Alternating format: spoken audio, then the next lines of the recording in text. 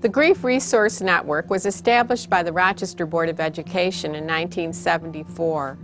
Well aware that our students deal with many losses and traumas which impact their learning, our goal has been to create a supportive and caring environment which enables our children to work through their grief and be successful learners.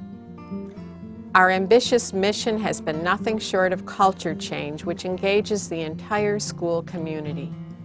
Over the past decade, the Grief Resource Network has conducted hundreds of professional development activities for our school-based grief resource specialists, held numerous workshops for various staff groups, and published resource guides distributed to all schools.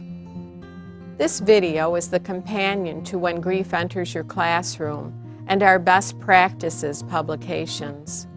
As you view it, consider the role you can play in supporting our students whose grief may be manifested in anger or withdrawal many months after the loss has occurred.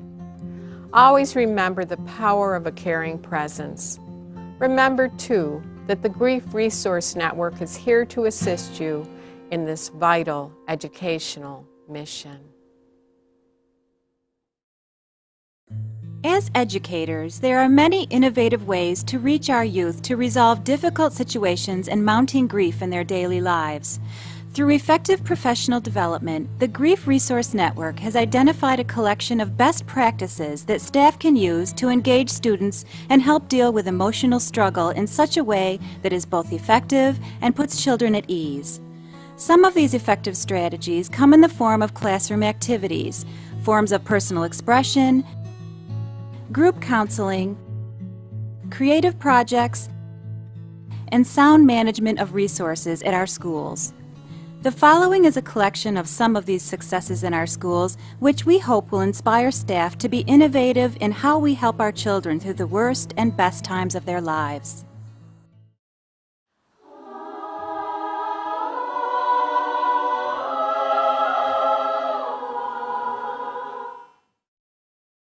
At school number 23, teacher Diane Quitt is putting what she learned in a grief resource workshop to good use in her classroom, nurturing her students' creative expression and getting them thinking about their emotions. How can body training help us through the loss of someone special? Does anyone have an answer for that? Remember what we did last week? We did some body tracing. And how can that help us with a loss of someone special? Sam? It will make you never forget about the person that died. It helps you not forget about that person. We put special places on our body, our feelings. We used colors, and we colored parts of our body so that we would be able to talk about it today. Kevin? I think if you had a picture of the person. And how many of you agree about a picture? That helps you remember that person in a nice way. As part of an art exercise, second grade students are preparing to make body tracings on construction paper. Though this may seem like a simple task, these tracings are just one part of a student exercise that will soon have the class expressing their feelings about grief and loss. The tracing exercise begins with a brief class discussion facilitated by Ms. Quitt, where students consider how feelings are often experienced as physical sensations in their bodies. They also evaluate colors, determining which evoke happy or sad emotions. Students then trace outlines of one another on construction paper. Once the outline was complete, second graders looked deep within themselves, using their own stories and experiences to fill in certain parts of the tracing with drawings based on their emotion. Students then explained their work and later colored smaller human outlines representative of a personal loss. This activity is effective both with children of all ages and adults.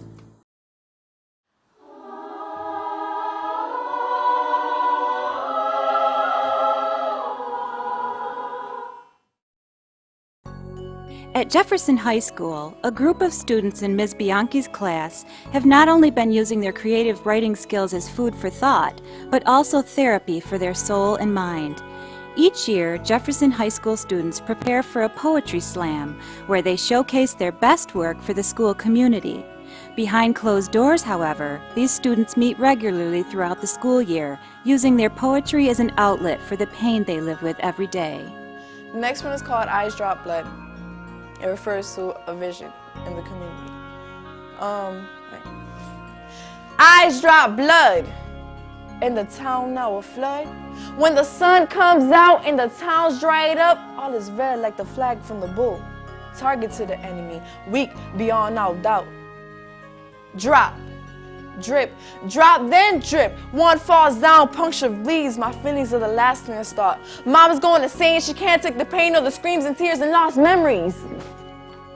Damn, should I blame Adam and Eve? Screams are viewed as I walk down the street. An old woman lay on the ground of a heart attack of old age. But as I proceed, it's smooth, young me, almost 16. Throat cut, eyes closed, face wet. The kid's dead. Society strikes again. Colors flash, corners are rant. Our news is a stand. And here we stand or sit or lay or die or go bye, bye. I'm sick and ill, falling on my knees every time that somebody in the community dies. It has to cry. No more like a young person dies because of being hurt or just sitting in the car waiting to be out. I'm scared, and I don't think that it's fair that when I walk home from work, I gotta carry a pocket knife. Another life, another life. I pray to God nothing else happens to my family. Let our lungs breathe our breath instead of one pump and two breaths of somebody else's lips. Murders in all corners, waste of thighs, eyes, love, and charm, and useful minds. Dark without no light, low without no height, our streets full of fright. By tomorrow, I could be staring at my body as I lay in a puddle on the concrete, eyes open wide. Deny, deny, deny. That's how we all sleep at night. Jefferson students discuss all facets of their creative work in special group sessions. These sessions not only aid the creative process, but allow students to discuss topics ranging from life to death, happiness to sadness, fear to joy, and frustration to personal tribulation. The group explores the various catalysts behind the feelings they are expressing. Students in the group offer one another support, comments, and most importantly, lend an understanding ear to their fellow students in their time of need. I wrote it in 2001 after my brother had died January 2nd. He died due to gunshots on Avenue A early in the morning. And I just remember like trying to get some sleep the following year and just like thinking about violence and how, it hurt. I was crying the whole night, and I'm like, violence, it's not a game. My anniversary was coming up, my brother's anniversary was coming up. And so I didn't really write poems, I write like songs and stuff like that. And so when I did it, I finally understood why people really did it. It really got to my heart and it really hit me in a place that, it really hit me. And then when I was supposed to present it to Miss Bianchi, and she read it, and she came back to me, and she told me that she understood it and everything, and that really hit me because I didn't really think no one would understand it except for me. I came to school, just like you said, came to school and kind of put up a little front, everything was okay, but then I just started talking to people. I talked to my friends or my teachers and things like that, and then I used to write poems. I did write poems. It wasn't really serious, but then after that incident that happened last month, that would encourage me to write poems even more and try to get my way out. For the most part, I'm not a type of person that likes to talk about stuff. I like to keep to myself, but my poems is a way for me to say how I feel without directly saying, I'm hurting inside. My poems, you can hear my poems talk about cutting and talking about, not feeling love, but I'm not outright saying, at home things is bad. So I could talk about make myself feel better by getting this out there. I express myself, but not having to worry, I'm telling people my business. So it kind of helps the whole grieving process a little. Students find the experience to be therapeutic and uplifting as they realize that they are not alone in dealing with a myriad of complex realities in their daily lives.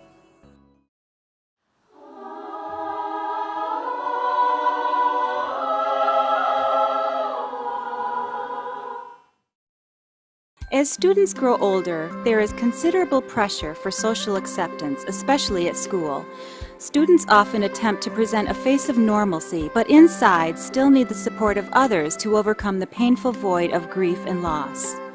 At Edison Technical and Occupational Center, a group of students gather in a weekly morning support group with counselor Carol Marin and teachers Rosemary Tischer and Lyndon Mitchell. This particular session starts the same way they have all year, as students and staff share stories ranging from how their week is progressing to ideas about how they choose to remember loved ones they have lost. Though there is always a planned topic for each session, this part of their meeting could take the whole time, as students are encouraged to keep sharing until they have fully aired their concerns or ideas. After the discussion, teacher Rosemary Tischer explains that she has brought in a book to share with the group based on a popular country hit, I Hope You Dance, by Leanne Womack. The group listens to the song and then reads through each line, taking turns deciphering what each line means to them. While trying to grasp the overall concept for the song, the group debates its meaning through lively discussion and sharing of personal stories that relate to each line. The group ultimately arrives at a consensus that the song is about taking chances in life, an important life lesson, especially for those that are often constrained by emotions stemming from loss. We have been very blessed here at Edison. We've had a grief group for probably the past 11 years. We knew that a lot of students had a number of grief issues going on. And when I talk to them and counsel them over their grades, I would soon learn that there was a loss issue behind all the problems that they were having in class. We'll have someone come to us freshman year, like Carolyn, when her mother died. And she was very quiet, didn't want to speak much, no emotion. She had shut down emotionally, and it has been such a blessing to watch her grow and mature and to, get beyond her grief issues. And not that we pushed her, but we were there every step of the way. Here in this district, a lot of times it's a single-headed household, so when your mom dies, you not only lose your mom, but you lose your family and your major support systems. And that has another whole level of issues that, again, the group has been here for them to be able to talk about that and share about that.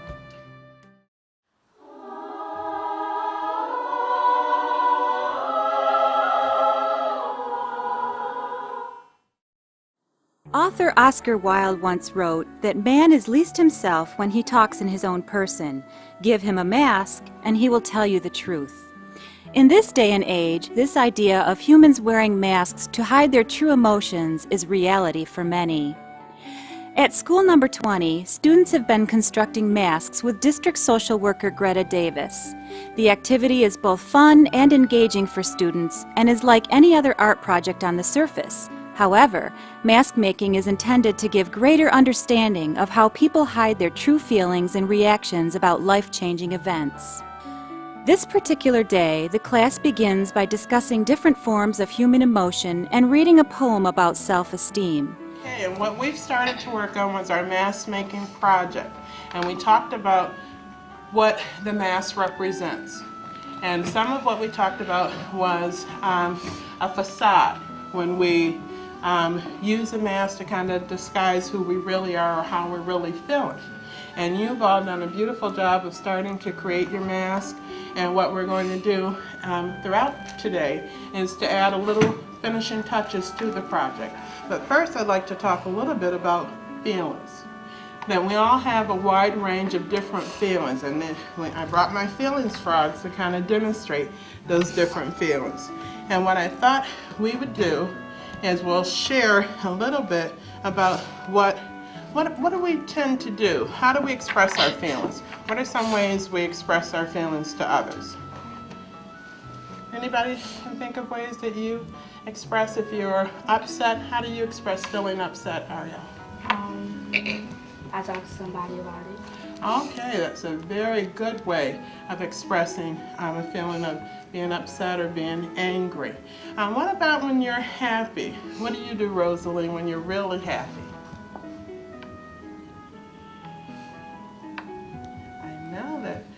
Rosalie, she's doing it now. She's doing a lot of smiling. How do you demonstrate, Louis, when you're happy? What do you remember? Go crazy. Oh, you go crazy. What does that mean? Is it jumping and being excited? Oh, great. And we have a wide range of feelings and emotions, just like represented here by the various frogs. And what we're going to do is we're going to do a little exercise. And it's an I am poem that I'm going to share with each of you. And we're going to read it together before we start on our mask. Through the poem, students learn that it is normal to doubt yourself from time to time and to not like every aspect about you. This feeling often leaves most people embarrassed, insecure, or ashamed, developing a need to mask themselves around others. For various reasons, we erect masks. And when I say erect, we just put them up. And for various things, just like we have here with our feeling frogs. If we're feeling really angry, we may not feel like we can express that feeling of anger. So we may try to mask it with what? Maybe a big smile, or we may try to stuff our feelings. So instead of stuffing them, we're going to look for ways of expressing them in healthy manners. So this mask is something that represents when we're not authentically ourselves. And we kind of talked about that, the facades and putting on a front. And so we're going to spend a little time now finishing up our mask, and then we're going to talk about this whole process of dealing with our feelings and expressing them in healthy ways. After a very productive discussion, students begin putting the finishing touches on masks they have been building from paper by adding feathers, sequins, paint, and other adornments. Once the students have fully constructed their masks, they present their work to the rest of the group and explain the emotion or feeling behind their mask. With a better understanding of how our use of masks can often be a hindrance to getting the help and support we all need, these students will have an easier time in the future expressing their true feelings to others. I am me, and I am okay. Wonderful, because you're all okay. You're better than okay. You're great.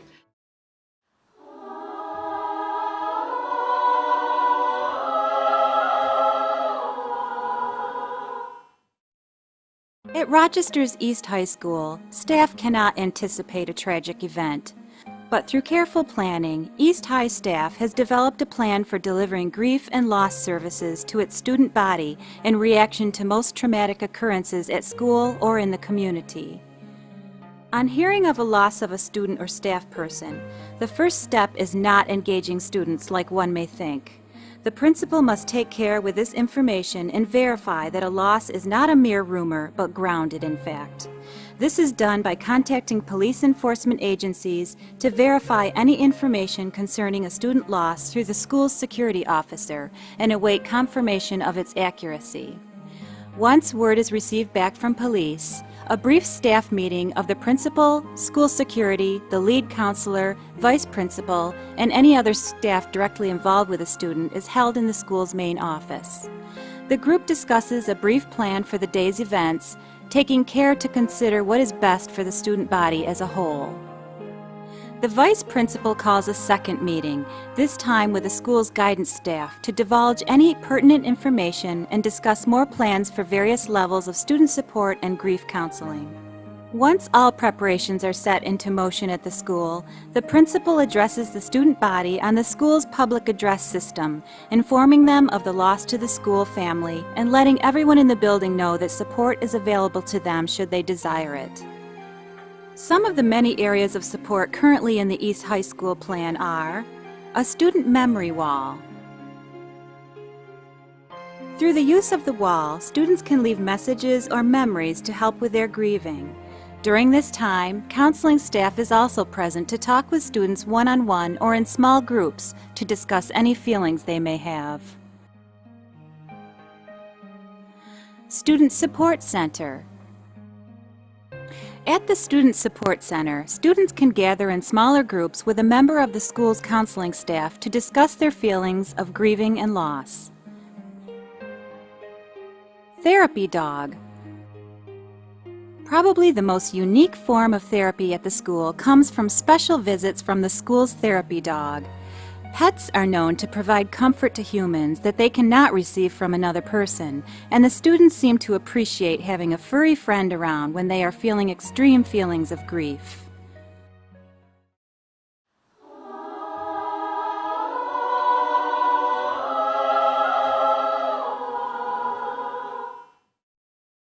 One of the best ways for staff to learn about new, effective, and engaging forms of grief and loss support is through the use of professional development.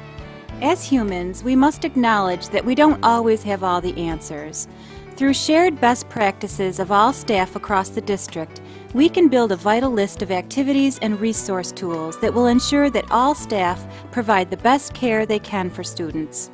At professional development sessions, staff are exposed to a myriad of new ideas and concepts that can add a great deal of depth to the services that are provided at each building.